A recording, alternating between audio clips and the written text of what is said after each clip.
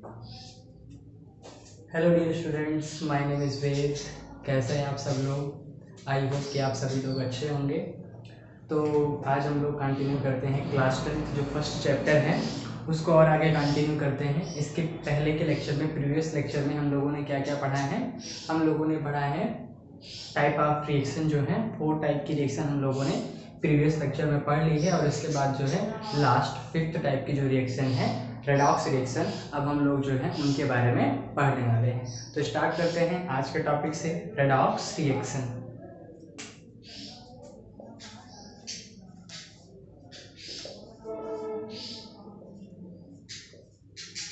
Redox reaction क्या होती है? रेडॉक्स रिएक्शन जो होती है वो ऐसी रिएक्शंस होती हैं जिनमें ऑक्सीडेशन और रिडक्शन दोनों साथ साथ होता है।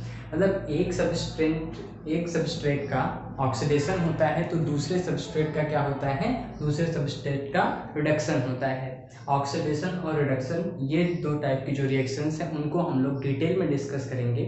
तो ऐसी रिएक्शन जिसमें ऑक्सीडेशन और रिडक्शन दोनों साथ साथ चलते हैं उन्हीं को हम क्या बोलते हैं? उन्हीं को ही हम रेडॉक्स रिएक्शन बोलते हैं। तो रेडॉक्स रिएक्शन में क्या होता है? Those reaction in which oxidation and reduction both takes place. Those reaction in which oxidation and reduction both take place. काफ़ी सारी रिएक्शंस ऐसी होती हैं जिनमें ऑक्सीडेशन भी होता है और जिनमें रिडक्शन भी होता है। उनको हम लोग आगे एग्जाम्पल के थ्रू कंटिन्यू करेंगे, उनको आगे एग्जाम्पल्स के थ्रू हम लोग समझेंगे। तो रिडॉक्स रिएक्शन में ऑक्सीडेशन और रिडक्शन दोनों होता है। अब इसमें से हम सबसे पहले डिस्कस करते हैं ऑक्सीडेशन क्या होता है, व्हाट इज ऑक्सीडेशन।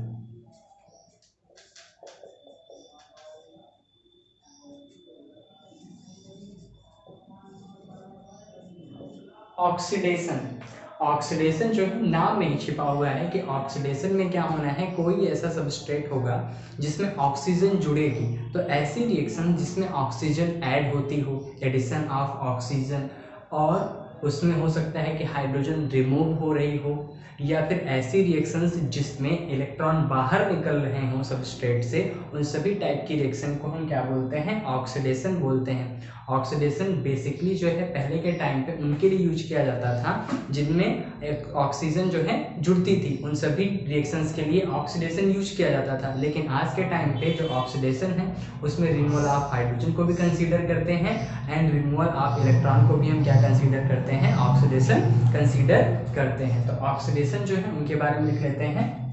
ऑक्सीडेशन में क्या होता है? Addition of oxygen, first point हो गया। सेकेंड पॉइंट क्या है? Removal of hydrogen, and third one is removal of electron. ऐसी रिएक्शंस जिसमें इलेक्ट्रॉन भी निकलते हैं उनको हम क्या कंसीडर करते हैं? ऑक्सीडेशन कंसीडर करते हैं। एंड फोर्थ अगर हम बात करें तो ऑक्सीडेशन वाली रिएक्शंस में क्या होता है? सबस्ट्रेट का ऑक्सीडेशन नंबर बढ़ जाता है, ऑक्सीडेशन नंबर इंक्रीजेस। ऐसी सभी रिएक्शन जिनमें सबस्ट्रेट का ऑक्सीडेशन नंबर बढ़ जाता है वो क्या कहलाती हैं? वो ऑक्सीडेशन कहलाती हैं। तो चलिए एग्जांपल की बात करते हैं। एग्जांपल, जो मेटल्स होती हैं, मेटल के साथ ऑक्सीजन का कंबाइन होना क्या कहलाता है? वो कहलाता है ऑक्सीडेशन। जैसे एक मेटल लेते हैं सोडियम, तो सोडियम के साथ में ऑक्सीजन ऐड हुआ। सोडियम को ऑक्सीजन के प्रेजेंस में अगर जलाया जाए, ऑलरेडी सोडियम इतनी रिएक्टिव मेटल होती है कि अगर हम उसको पानी में डाल दें तो वाटर के साथ में रिएक्शन कर लेती है, सोडियम हाइड्रोक्साइड बन जाता है और हाइड्रोजन गैस बाहर निकल जाती है। तो सोडियम के टुकड़े को अगर हवा में खुला छोड़ दिया जाए तो वो एटमॉस्फेरिक ऑक्सीजन के साथ रिएक्ट करता है और जल करके सोडियम ऑक्साइड बनाता है।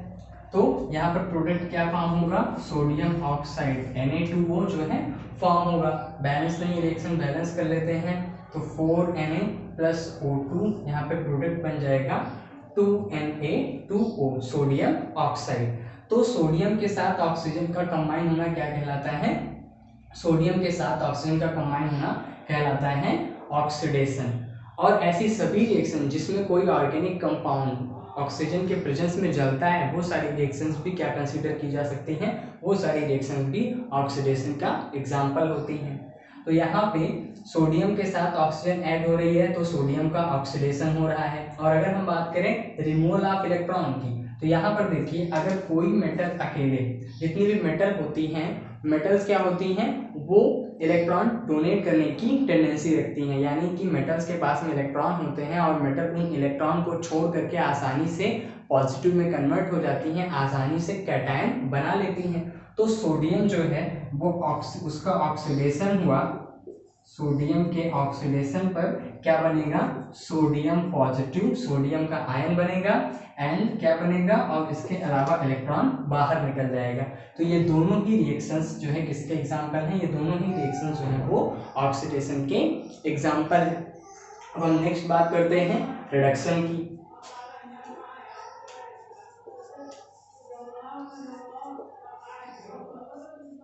रिडक्शन क्या होता है? ऑक्सीडेशन का जस्ट अपोजिट रिडक्शन होता है। ऐसी सभी रिएक्शन जिनमें ऑक्सीजन ऐड ना हो करके रिमूव होती हो उनको हम क्या बोलेंगे? रिडक्शन। तो फर्स्ट पॉइंट हो जाएगा इसमें रिमूवल ऑफ ऑक्सीजन। एंड अगर हम सेकंड बात करें तो सेकंड क्या है? अगर ऑक्सीडेशन में रिमूवल ऑफ हाइड्रोजन होता है तो रिडक्शन में इसके अपोजिट एडिशन ऑफ हाइड्रोजन होगा।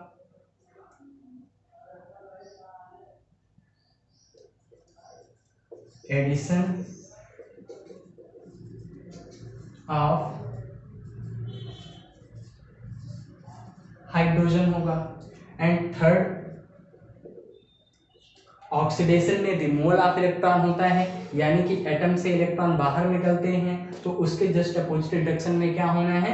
उसके जस्ट अपोजिट जो है रिडक्शन में इलेक्ट्रॉन जो होते हैं वो ऐड होते हैं। तो एडिशन ऑफ इलेक्ट्रॉन। और अगर हम फोर्थ जो है रिडक्शन के लिए बोले तो ऑक्सीडेशन में क्या होता है? ऑक्सीडेशन नंबर इंक्रीज होता है, लेकिन रिडक्शन में क्या होना है? रिडक्शन में जो है ऑक्सीडेशन नंबर डिक्रीज होता है। सबस्ट्रेट का जो ऑक्सीडेशन नंबर होता है, ऑक्सीडेशन नंबर शॉर्ट में ON, वो क्या होता है? डिक्रीज होता है। अब इसके बाद में हम इसके एग्जाम्पल की बात करते हैं। तो इसका एग्जाम्पल क्या होगा? इसका एग्जाम्पल जैसे लेते हैं इसका एग्जाम्पल हम लेते हैं H2 प्लस Cl2। अगर हाइड्रोजन जो है वो क्लोरीन के साथ कंबाइन होगा तो प्रोडक्ट बनेगा 2HCl। प्रोडक्ट क्या बनेगा? 2HCl, hydrogen chloride. अब यहाँ पर क्लोरीन के साथ में हाइड्रोजन ऐड हो रहा है, यानी कि क्लोरीन का हाइड्रोजन के थ्रू क्या हो रहा है? रिडक्शन हो रहा है और प्रोडक्ट बन रहा है 2HCl। तो ये रिएक्शन किसकी है? ये रिएक्शन एग्जाम्पल है रिडक्शन का। और इसके अलावा इस रिएक्शन में हो क्या रहा है? जो क्लोरीन नॉन मेटल है, क्लोरीन जितने भी नॉन मेटल्स होते हैं वो क्या कर सकते हैं? वो इलेक्ट्रॉन को एक्सेप्ट करते हैं। ऑक्सीडेशन में क्या होता है? रिमूवल ऑफ इलेक्ट्रॉन होता है, लेकिन रिडक्शन में क्या होना है? एडिशन ऑफ इलेक्ट्रॉन होना है। तो नॉन मेटल इलेक्ट्रॉन को एक्सेप्ट करते हैं और मेटल जो होते हैं वो आसानी से इलेक्ट्रॉन को छोड़ सकते हैं। तो क्लोरीन एक नॉन मेटल है Cl2। अगर इसको 2 इलेक्ट्रॉन दे दिए जाए तो ये आसानी से इन दोनों इलेक्ट्रॉनों को एक्सेप्ट करके रिड्यूस हो जाएगा। यहाँ पर कौन सी रिएक्शन होगी? रिडक्शन होगा और क्लोरीन कन्वर्ट हो जाएगा Cl- क्लोराइड आयंस में। तो हम लोगों ने पढ़ा डिटेल में कि ऑक्सीडेशन क्या होती है और रिडक्शन क्या होती है। ऑक्सीडेशन का जस्ट अपोजिट होता है रिडक्शन। ऑक्सीडेशन में क्या होता है? Addition of oxygen, removal of hydrogen, removal of electron, और ऑक्सीडेशन नंबर का इंक्रीज होना क्या कहलाता है? ऑक्सीडेशन कहलाता है। और इसके जस्ट अपोजिट जो है रिडक्शन में क्या होता है? रिडक्शन में removal of oxygen, addition of hydrogen, addition of electron और ऑक्सीडेशन नंबर का डिक्रीज होना, ये सब क्या है, किसके कैरेक्टर हैं, ये सभी जो हैं रिडक्शन में आएंगे।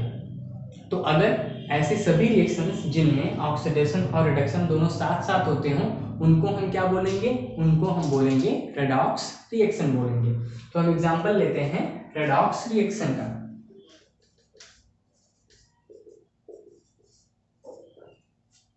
तो रेडॉक्स रिएक्शन का एग्जांपल लिया हम लोगों ने CuO प्लस H2, प्रोडक्ट का फॉर्मेशन होगा Cu प्लस H2O। यहाँ पर देखिए CuO कॉपर ऑक्साइड है, यहाँ पर ऑक्सीजन का रिमूवल होकर के कॉपर बन रहा है। तो रिमूवल ऑफ ऑक्सीजन क्या है, रिमूवल ऑफ ऑक्सीजन है रिडक्शन। तो CuO से Cu में कन्वर्ट होना ये हो गया रिडक्शन, यहाँ पर हो रहा है रिडक्शन। और यहाँ पर देखिए H2 के साथ ऑक्सीजन कंबाइन होके H2O बन रही है। तो यहाँ पे H2 के साथ क्या हो रहा है, तो यहाँ पर H2 के साथ हो रहा है ऑक्सीडेशन, यहाँ पर H2 का हो रहा है ऑक्सीडेशन। तो देखिए इस रिएक्शन में ऑक्सीडेशन और रिडक्शन दोनों साथ साथ चल रहे हैं, इसलिए इस रिएक्शन को हम क्या कंसीडर कर रहे हैं, रेडॉक्स रिएक्शन। यहाँ पे ऑक्सीडेशन और रिडक्शन दोनों हो रहा है। रेडॉक्स नाम कैसे पड़ा, तो रिडक्शन के पहले दो वर्ड Re, पहले दो स्पेलिंग, और ऑक्सीडेशन की स्टार्टिंग की जो दो स्पेलिंग, सॉरी रिडक्शन में तीन स्टार्टिंग की स्पेलिंग है RED, ये रेड, और इसके अलावा ऑक्सीडेशन के जो दो स्पेलिंग है OX, इन दोनों को मिला करके ही यहाँ पे क्या लिखा जाता है, रेडॉक्स लिखा जाता है। तो रेडॉक्स में क्लियर हो गया कि रेडॉक्स रिएक्शन में ऑक्सीडेशन और रिडक्शन दोनों ही रिएक्शंस होते हैं। नाउ अब हम बात करते हैं कि जो है ऑक्सीडाइजिंग एजेंट क्या होते हैं और रिड्यूसिंग एजेंट क्या होते हैं। लेकिन उसके पहले मेरा एक क्वेश्चन है कि जो एटमॉस्फेयर है हमारा, एटमॉस्फेयर में अर्थ क्रस्ट में काफ़ी सारे एलिमेंट्स जो होते हैं वो अपने ऑक्साइड के फॉर्म में मिलते हैं, वो ऑक्सीजन के साथ रिएक्ट करके ऑक्साइड के फॉर्म में ही मिलते हैं। मतलब अर्थ क्रस्ट में सबसे ज़्यादा एलिमेंट अपने ऑक्साइड के फॉर्म में प्रेजेंट हैं। ऐसा क्यों है कि अर्थ क्रस्ट में काफ़ी सारे एलिमेंट अपने ऑक्साइड के फॉर्म में हैं? इस क्वेश्चन का आंसर आप लोग कमेंट करके बताइएगा। तो अब हम स्टार्ट करते हैं ऑक्सीडाइजिंग एजेंट।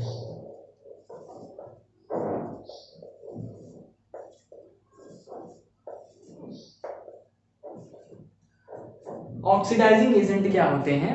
ऑक्सीडाइजिंग एजेंट जो होते हैं वो क्या करते हैं, वो दूसरों को ऑक्सीडाइज करते हैं, इसीलिए उनको हम क्या बोलते हैं, ऑक्सीडाइजिंग एजेंट बोलते हैं। तो ऑक्सीडाइजिंग एजेंट की हम पहचान कैसे करेंगे?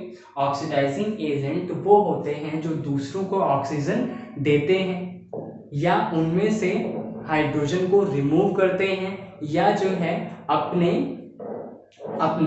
ऑक्सीडाइजिंग एजेंट क्या करते हैं, दूसरे एलिमेंट के ऑक्सीडेशन नंबर को बढ़ा देते हैं और खुद के ऑक्सीडेशन नंबर को क्या करते हैं, घटा देते हैं। तो वो किस तरीके से दूसरे के ऑक्सीडेशन नंबर को इंक्रीज करेंगे? दूसरे में से इलेक्ट्रॉन को निकाल करके, दूसरे सबस्ट्रेट से इलेक्ट्रॉन को निकाल करके खुद रख लेते हैं। तो इस तरीके से दूसरे सबस्ट्रेट का, दूसरे जो एटम है या एलिमेंट है, उसका जो ऑक्सीडेशन नंबर है वो क्या होता है, बढ़ जाता है। तो ऑक्सीडाइजिंग एजेंट कौन होते हैं? ऑक्सीडाइजिंग एजेंट वो होते हैं जो दूसरों में ऑक्सीजन को ऐड करते हैं या उनमें से इलेक्ट्रॉन को रिमूव करते हैं। तो oxidizing agent those substrate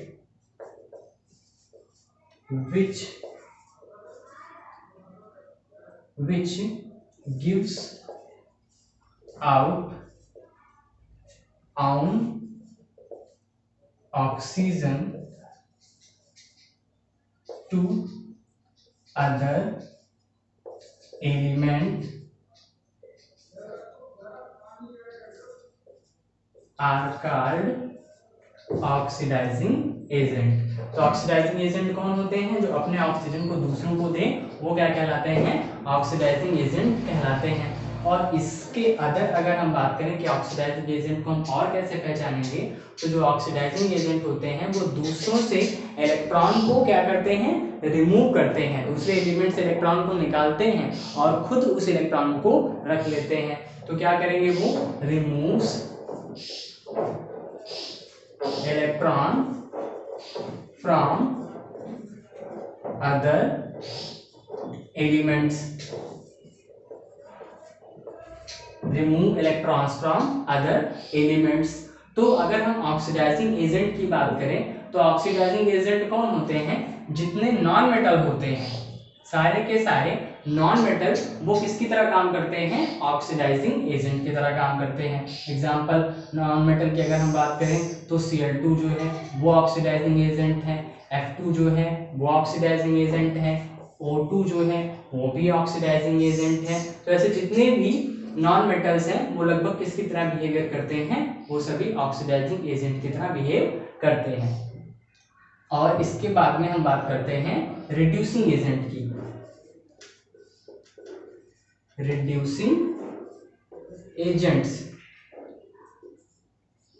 reducing agent क्या होते हैं, ऑक्सीडाइजिंग एजेंट के जस्ट अपोजिट, ऑक्सीडाइजिंग एजेंट के जस्ट अपोजिट जो रिड्यूसिंग एजेंट होते हैं वो क्या करते हैं, वो हाइड्रोजन को, अपने हाइड्रोजन को दूसरों को देते हैं, अपने हाइड्रोजन को दूसरों को देते हैं, या अपने इलेक्ट्रॉन को जो है वो दूसरों को देते हैं। तो अगर अपने इलेक्ट्रॉन को वो दूसरों को देंगे तो उसका क्या हो जाएगा, उस एलिमेंट का हो जाएगा रिडक्शन। तो ऑक्सीडाइजिंग एजेंट के जस्ट अपोजिट क्या होते हैं, those substrate which gives out on hydrogen to other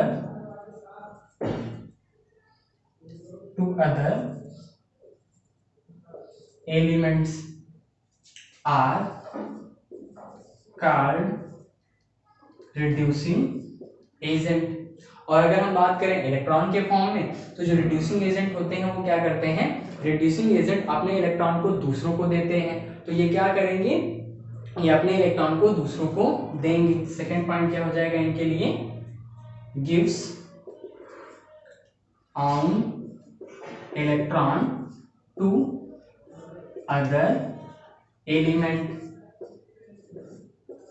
वो अपने इलेक्ट्रॉन को दूसरे एलिमेंट्स को देंगे। तो अगर हम रिड्यूसिंग एजेंट की बात करें तो अगर जो जितने भी नॉन मेटल हैं वो ऑक्सीडाइजिंग एजेंट हैं, तो मेटल क्या होते हैं, मेटल जो होते हैं वो बहुत अच्छे इलेक्ट्रॉन डोनर होते हैं। तो मेटल किसकी तरह बिहेव करेंगे, मेटल अपने इलेक्ट्रॉन को किसी नॉन मेटल को दे करके उसके साथ बॉन्ड बनाते हैं। तो जो मेटल्स होते हैं वो सभी क्या हैं, वो सभी के सभी रिड्यूसिंग एजेंट हो जाएंगे। जैसे एग्जांपल लेते हैं सोडियम, तो सोडियम क्या करेगा, सोडियम अपने इलेक्ट्रॉन को किसी दूसरे को देगा और फिर सोडियम पॉजिटिव बन जाएगा।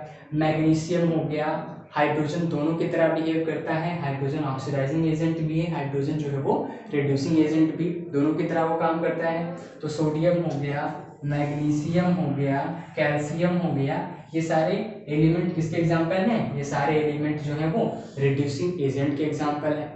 तो इसके पहले जो है हम लोगों ने एक एग्जाम्पल रेडॉक्स रिएक्शन कर लिया था, वो ये था कि CuO copper oxide plus H2 और प्रोडक्ट क्या बनता है Cu प्लस H2O।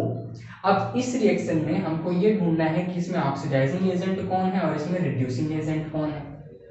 तो कॉपर अपने ऑक्सीजन को छोड़ करके कॉपर ऑक्साइड अपने ऑक्सीजन को छोड़ करके कॉपर में कन्वर्ट हो रहा है। तो कॉपर ऑक्साइड किसकी तरह बिहेव कर रहा है, कॉपर ऑक्साइड जो है वो क्या कर रहा है, अपने ऑक्सीजन को दूसरे को दे रहा है। तो कॉपर ऑक्साइड खुद किसकी तरह बिहेव करेगा, ये खुद जो है ऑक्सीडाइजिंग एजेंट की तरह बिहेव करेगा।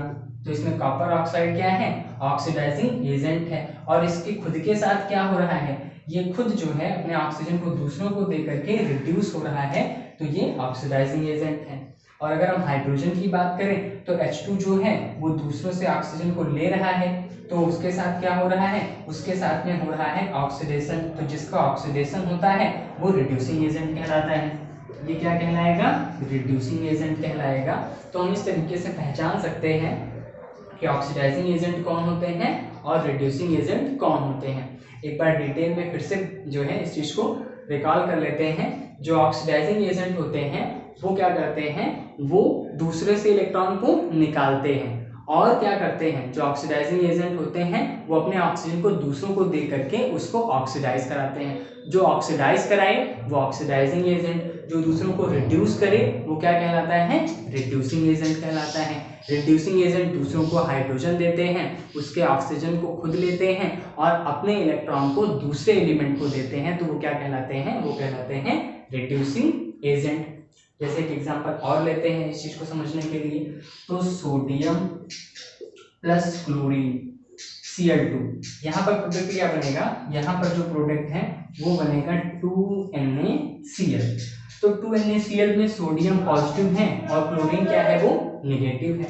तो सोडियम ने अपने इलेक्ट्रॉन को छोड़ा, सोडियम पॉजिटिव में कन्वर्ट हुआ, और क्लोरीन ने उसी इलेक्ट्रॉन को एक्सेप्ट किया, Cl नेगेटिव में कन्वर्ट हुआ। तो यहाँ पर सोडियम क्या है, यहाँ पर जो मेटल है वो हो जाएगा ऑक्सीडाइजिंग, जो मेटल है वो हो जाएगा रिड्यूसिंग एजेंट, और जो नॉन मेटल है वो हो जाएगा ऑक्सीडाइजिंग एजेंट।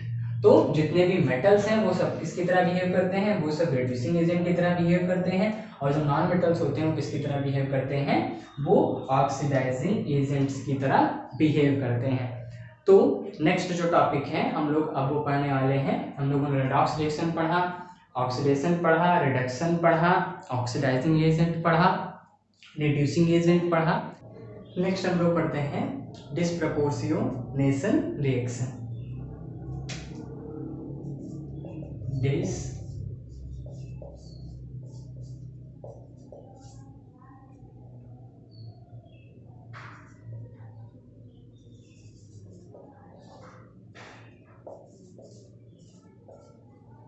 बट इस टाइप की रिएक्शन को पढ़ने से पहले हम लोग ये जान लेते हैं कि ऑक्सीडेशन नंबर क्या है। हम लोगों ने 9th में थोड़ा बहुत बॉन्ड्स के बारे में पढ़ा होगा कि आयनिक बॉन्ड्स क्या होते हैं, कोवेलेंस बॉन्ड्स क्या होते हैं।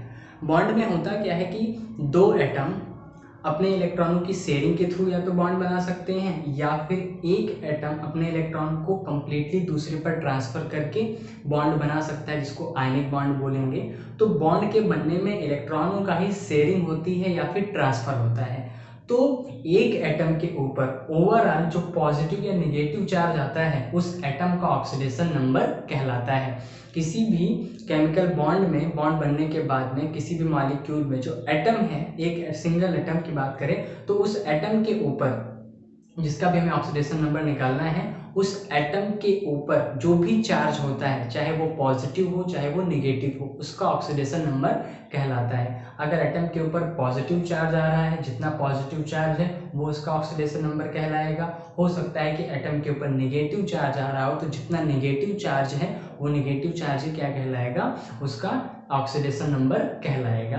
तो ऑक्सीडेशन नंबर हम लोगों ने समझ लिया। अब आते हैं अपने डिस्प्रपोर्शनेशन रिएक्शन के ऊपर। डिस्प्रपोर्शनेशन रिएक्शन जो है, ऐसी रिएक्शंस होती हैं जिनमें एक ही एलिमेंट का ऑक्सीडेशन भी हो रहा हो और एक ही एलिमेंट का, उसी एलिमेंट का रिडक्शन भी हो रहा हो। ऐसी रिएक्शंस को हम क्या बोलते हैं, ऐसी रिएक्शंस को हम डिस्प्रपोर्शनेशन रिएक्शन बोलते हैं। जैसे एग्जांपल की बात करते हैं तो एग्जांपल में Cl2 प्लस NaOH, NaOH एक बेस है।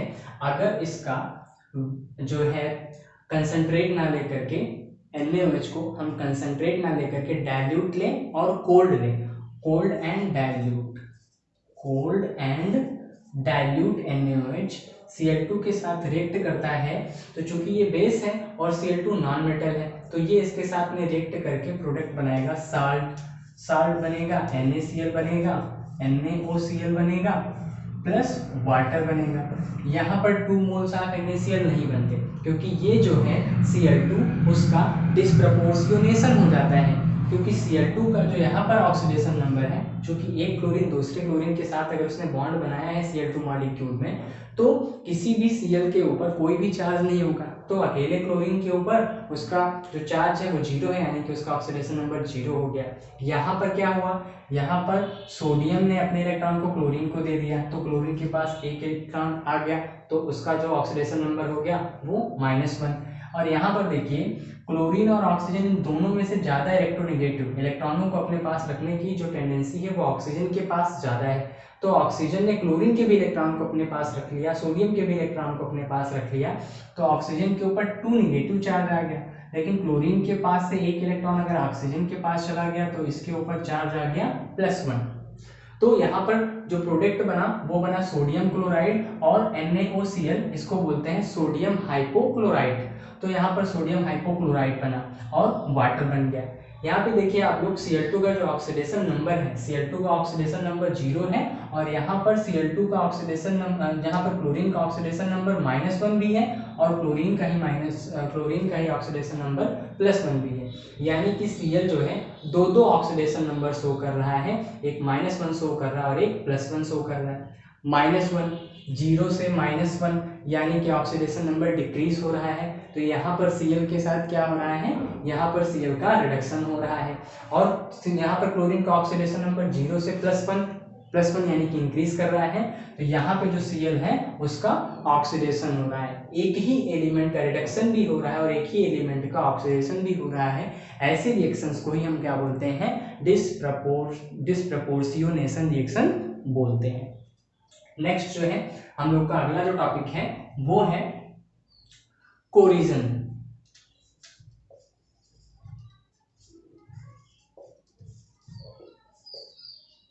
What is corrosion?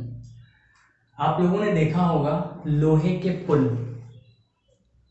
जो पुराने पुल हैं धीरे धीरे करके उनमें जंग लगते लगते वो खराब हो जाते हैं। लोहे की वस्तुएं, कई सारे जो मशीनें हैं फैक्ट्रियों में, उन मशीनों को कुछ टाइम के बाद चेंज करने की ज़रूरत पड़ती है, क्योंकि उनकी रस्टिंग हो जाती है और रस्टिंग की वजह से वो मशीनें खराब हो जाती हैं।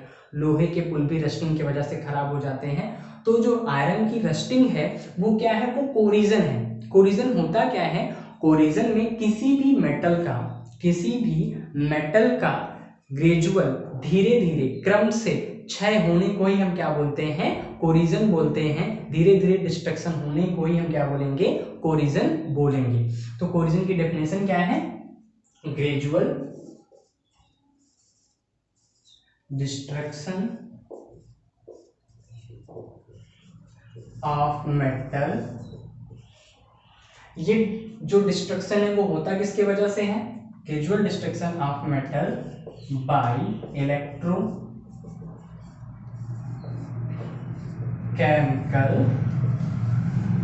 नेचर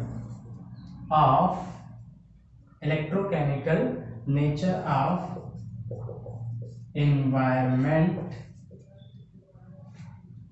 तो कोरिजन क्या है, gradual destruction of metal by electrochemical nature of environment. Environment में जो है एसिड भी है, एनवायरनमेंट में बेस भी है, नाइट्रोजन के ऑक्साइड, कार्बन डाइऑक्साइड, ये सभी वाटर में डिजॉल्व होकर के क्या बनाते हैं, CO2 डिजॉल्व होकर के वाटर में कार्बोनिक एसिड बनाता है। नाइट्रोजन के ऑक्साइड घुल करके नाइट्रिक एसिड बनाते हैं, नाइट्रस एसिड बनाते हैं। अब ये सभी एसिड जब उस मेटल की सरफेस के ऊपर पड़ते हैं तो क्या होता है, अगर इसके पहले हम लोगों ने पढ़ा है कि अगर एसिड या कोई बेस जो होता है वो मेटल की सरफेस के ऊपर गिर जाता है तो मेटल की सरफेस खुरदरी हो जाती है। ये जो मेटल की सरफेस का खुरदरा होना भी क्या है, वो भी कोरिजन है। एसिड और बेस के प्रेजेंस में मेटल के सरफेस का खुरदरा होना भी क्या है, कोरिजन है। और कोरिजन में जो है उसके ऊपर उसके ऑक्साइड की लेयर का बनना, ये इसके वजह से भी कोरिजन हो सकता है। तो इलेक्ट्रोकेमिकल नेचर, एनवायरनमेंट का जो इलेक्ट्रोकेमिकल नेचर है उसके वजह से किसी मेटल का धीरे धीरे डिस्ट्रक्शन होना क्या कहलाता है, कोरिजन कहलाता है। चलिए हम एग्जांपल से स्टार्ट करते हैं। तो फर्स्ट जो एग्जांपल है हम लोग का वो है रस्टिंग ऑफ आयरन। आप सभी लोग जानते हैं रस्टिंग ऑफ आयरन क्या है। Rusting of iron. Second example की बात करें तो सेकंड एग्जांपल क्या है, सेकंड एग्जांपल चांदी, अगर सिल्वर को कुछ टाइम के लिए खुला छोड़ दिया जाए, मतलब काफ़ी दिनों तक जो उसकी चमक होती रहती है, अगर वो खुले में पड़ा हुआ है तो उसकी चमक धीरे धीरे करके खत्म होने लगती है, धीरे धीरे वो काली पड़ने लगती है। तो टर्निशिंग ऑफ सिल्वर। और अगर तांबे के बर्तन में पानी भर कर के लिए कुछ दिनों के लिए रख दिया जाए तो उसके किनारे किनारे ग्रीन कलर की काई जैसी चीज़ें जमा होने लगती हैं, तो उसके किनारे किनारे जो ग्रीन कलर की काई जैसी चीज़ें जमा हो रही हैं उसको, वो भी क्या है, उस कॉपर के बर्तन का जो है कोरिजन है। तो ये सभी जो एग्जांपल्स हैं वो किसके हैं, वो सभी एग्जांपल्स कोरिजन के हैं। कोरिजन में क्या होता है, एनवायरनमेंट के इलेक्ट्रोकेमिकल नेचर की वजह से धीरे धीरे मेटल का डिस्ट्रक्शन होना। रस्टिंग ऑफ आयरन, हम लोग अब डिटेल में पढ़ते हैं रस्टिंग ऑफ आयरन।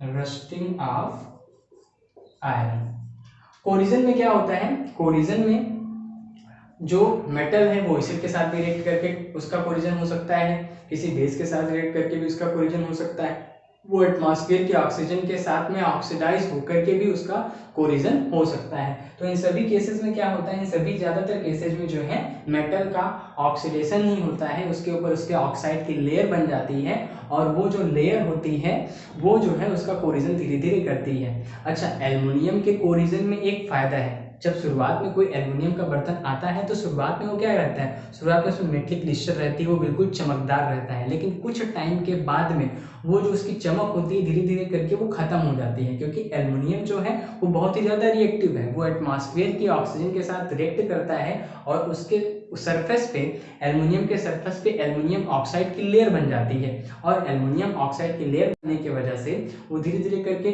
थोड़ा सा रफ दिखाई पड़ने लगती है और उसकी जो चमक होती है वो भी क्या हो जाती है, खत्म हो जाती है। हम लोग आते हैं अपने एग्जाम्पल पे, जिसको डिटेल में हम लोगों को पढ़ना है, रस्टिंग ऑफ आयरन। ये जो टॉपिक है कोरिजन और रस्टिंग ऑफ आयरन, ये कई बार बोर्ड एग्जाम में पूछा जा चुका है। तो रस्टिंग ऑफ आयरन की बात करते हैं। रस्टिंग ऑफ आयरन में होता क्या है, आयरन के ऊपर उसके ऑक्साइड की लेयर का बन जाना, ये क्या कहलाता है, रस्टिंग ऑफ आयरन कहलाता है। आयरन की रस्टिंग में क्या होता है, आयरन की रस्टिंग है क्या,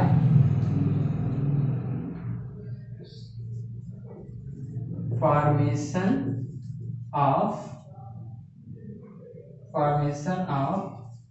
लेयर ऑफ आयरन ऑक्साइड।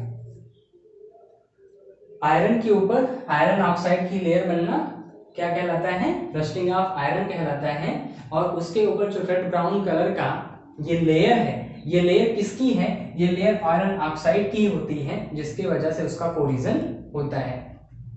तो अगर हम इसको रिएक्शन के फॉर्म में लिखें, जो आयरन होता है वो एटमॉस्फेयर की ऑक्सीजन के साथ में रिएक्ट करता है और जो एटमॉस्फेयर में नमी है, ह्यूमिडिटी है, वाटर में काफ़ी सारे जो वाटर है उसमें, अब एटमॉस्फेयर में मैंने पहले ही बताया कि एटमॉस्फेयर में काफ़ी सारी गैसें हैं, कुछ एसिडिक गैसें हैं, वो वाटर में घुल करके एसिड बनाती हैं। इस एसिडिक वाटर और इस ऑक्सीजन, ये दोनों मिल करके आयरन के ऊपर आयरन ऑक्साइड की लेयर बना देते हैं, उसी को ही हम क्या बोलते हैं, उसी को ही हम लोग बोलते हैं रस्ट। आयरन का ऑक्सीडेशन होगा O2 और ह्यूमिडिटी का जो वाटर है उसके साथ में प्रोडक्ट बनेगा Fe2O3.XH2O। इसी को ही हम, ये जो आयरन ऑक्साइड है, फेरिक ऑक्साइड, इसी को ही हम क्या बोलते हैं, इसी को ही हम लोग बोलते हैं रस्ट। तो आयरन के ऊपर उसके ऑक्साइड की लेयर बनना क्या कहलाता है, रस्टिंग कहलाता है। आयरन एटमॉस्फेयर की ऑक्सीजन और वाटर के साथ रिएक्ट करके उसके ऊपर आयरन ऑक्साइड की लेयर बन जाती है, जिसको हम क्या बोलते हैं, रस्ट। और इसी रस्ट का कलर किस कलर का होता है, ये जो है रेड ब्राउनिश कलर का होता है। तो अगर हमें आयरन को या किसी भी मेटल को कोरिजन से बचाना है, तो चूंकि अगर कोरिजन होगा तो धीरे धीरे करके वो मेटल जो है वो डिस्ट्रॉय हो जाएगी, तो उसको डिस्ट्रॉय होने से बचाने के लिए हम क्या क्या तरीके अपनाते हैं। तो प्रिवेंशन के लिए हम क्या क्या तरीके अपनाते हैं, प्रिवेंशन के लिए हम ग्रीस को अप्लाई कर सकते हैं, पेंट अप्लाई कर सकते हैं, उसके ऊपर ऑयल लगा सकते हैं, मशीनों में ऑयल का यूज किया जाता है, ग्रीस लगाया जाता है, पेंट कर दिया जाता है, जिसकी वजह से आयरन की रस्टिंग रुक जाती है। और हम मेटल का एलॉय बना करके भी उसको क्या कर सकते हैं, उसको जो है कोरिजन से बचा सकते हैं। तो प्रिवेंशन फ्रॉम कोरिजन,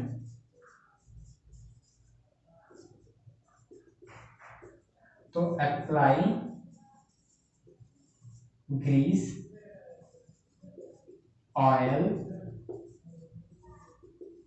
पेंट, एक तरीका ये हो गया।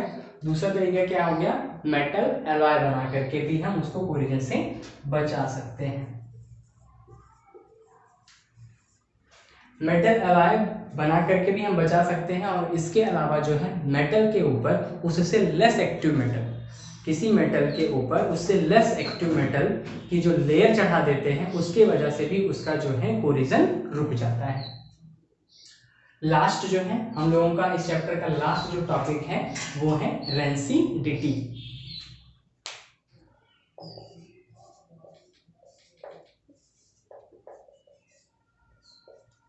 रेंसिडिटी क्या है, ऐसे फूड जो फैट से बने हैं, ऑयल से बने हैं, अगर उनको हवा में कुछ देर के लिए खुला छोड़ दिया जाता है तो उनसे क्या होता है, कुछ दिनों के बाद अनप्लीजेंट स्मेल आने लगती है और उनका जो टेस्ट होता है वो खराब हो जाता है। तो इसी को ही हम क्या बोलते हैं, रेंसिडिटी बोलते हैं। रेंसिडिटी होता क्यों है, इस फैट या फिर ऑयल का एटमॉस्फेयर में प्रेजेंट जो ऑक्सीजन है उसके वजह से ऑक्सीडेशन हो जाता है, जिसकी वजह से उसकी स्मेल और उसका जो टेस्ट है दोनों ही चेंज हो जाते हैं। इसी को ही हम क्या बोलते हैं, इसी को ही हम बोलते हैं रेंसिडिटी। तो रेंसिडिटी क्या है, ऑक्सीडेशन ऑफ फैट या फिर ऑयल, ऑक्सीडेशन ऑफ फैट और oil bye atmospheric oxygen resulting in bad smell and bad taste। इसी को ही हम क्या बोलते हैं, इसी को ही हम बोलते हैं रेंसिडिटी। अब इसके बाद में रेंसिडिटी से बचाने के लिए क्या करते हैं, चिप्स की पैकेट, उसके अंदर कुछ गैस भरी होती है, वो गैस जो है उस चिप्स की पैकेट में जो चिप्स रखे हैं उनको बचाने के लिए भरी जाती है, क्योंकि जो चिप्स हैं वो फैट से बने हैं, वो ऑयल से बने हैं। तो जब उसमें चिप्स की पैकिंग करते टाइम पे उस पैकेट में से सारी गैस को निकाल करके उसमें कौन सी गैस डाल देते हैं, उसमें नाइट्रोजन गैस डाल देते हैं। जो नाइट्रोजन है वो ऑक्सीजन के कंपैरिजन में बहुत ही लेस रिएक्टिव है, वो रिएक्शन ही नहीं करती। तो जिसके वजह से अब उस पैकेट में केवल नाइट्रोजन गैस प्रेजेंट है, तो उस चिप्स का जो है रेंसिडिटी होनी रुक जाएगी। वो चिप्स जो है उनकी जो स्मेल है वो नहीं चेंज होगी और ना ही उनका टेस्ट चेंज होगा। तो रेंसिडिटी से बचाने के लिए ही चिप्स की पैकेट में सारी गैस को निकाल करके कौन सी गैस भर दी जाती है, नाइट्रोजन गैस भर दी जाती है। तो हम लोगों का चैप्टर इस तरह से कंप्लीट हुआ। इस चैप्टर में हम लोगों ने क्या क्या पढ़ा, इस चैप्टर में हम लोगों ने पढ़ा कि रिएक्शन क्यों होती है, रिएक्शन के कितने टाइप्स हैं, और इसके अलावा कोरिजन पढ़ा, इसके अलावा जो हम लोगों ने रेंसिडिटी पढ़ा। अब इसके बाद जो है नेक्स्ट लेक्चर में हम लोग नेक्स्ट चैप्टर से स्टार्ट करेंगे, या हो सकता है कि हम लोग एनसीईआरटी एग्जाम्पलर के भी क्वेश्चन सॉल्व करें नेक्स्ट जो है लेक्चर में। तो आज के लिए इतना ही। अगर आप लोगों को ये वीडियो अच्छा लगा हो तो लाइक करें, कमेंट करें और चैनल को सब्सक्राइब करें। तब तक के लिए थैंक्स।